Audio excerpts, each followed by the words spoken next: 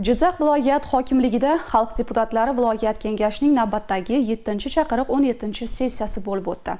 Unda viloyatimiz ijtimoiy-iqtisodiy hayotiga oid muhim masalalar muhokama qilindi. Hozir shu haqida. Sessiyada viloyatdan saylangan senat a'zolari, xalq deputatlari, viloyat kengashi deputatlari, O'zbekiston Respublikasi Oliy Majlisi Senati huzuridagi Jizzax viloyatidagi yoshlar parlamenti a'zolari, shuningdek, viloyat boshqarma va tashkilotlar rahbarlari ishtirok etdi. Sessiya kun tartibidan bir qator muhim masalalar o'rin oldi. Dastlab G'alla-Orol va Forish tumanlari hokimlarining hududlarning kuz-qish mavsumiga tayyorgarlik holati, ijtimoiy soha obyektlarida isitish tizimlarini kuz-qish mavsumiga tayyorlash borasida amalga oshirilayotgan ishlar, hududni ijtimoiy-iqtisodiy rivojlantirish va aholini qiynab kelayotgan boshqa muammolarni bartaraf etish yuzasidan hisobotlari tinglandi. Bugungi kunda tumanimizda 143 ta ijtimoiy soha obyektlari mavjud bo'lib, 3 ta maktab va 2 ta bog'cha tabiiy gaz bilan, qolgan 88 ta maktab va 14 ta davlat bog'chalari ko'mir mahsuloti bilan isitiladi. Endi bugungi kungacha 3 ta maktab, 2 ta bog'chada isitish qozonlarini tejamkor горелкаларga o'tkazdik. Bugunga qadar tumandagi 37 ta maktablarga 4 ta xususiy tadbirkorlar, davlat xususiylik asosida tadbirkorlar biriktirilgan.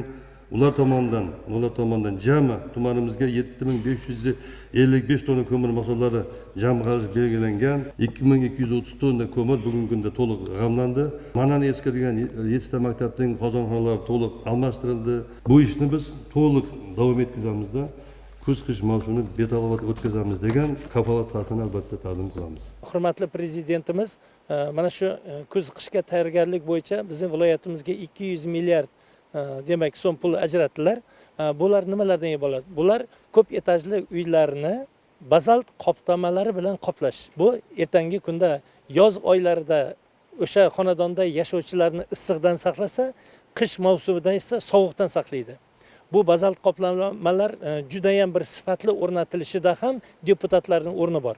Va shu bilan birgalikda hozirgi kunda xalq deputatlari viloyat kengashi har ikkita tumanni har sessiya yig'ilishida va sessiyadan oldin doimiy komissiyalar yig'ilishida hisobotlarini eshitib borilyapti. Deputatlarning e'tirozlari bo'ldi hokimlarga, ba'zi bajarilmagan ishlarni e'tirozlari bo'ldi va hokimlar bu mas'uliyatni bo'yniga olib deputatlar oldida va'da berdilarki, biz mana shu qish mavsumigacha sizlarning e'tirozlaringizni bajaramiz. Mana shu bugungi kun tartibiga qo'shimcha holda mayli shu punktni kiritingizlar, biz shuni bajaramiz degan.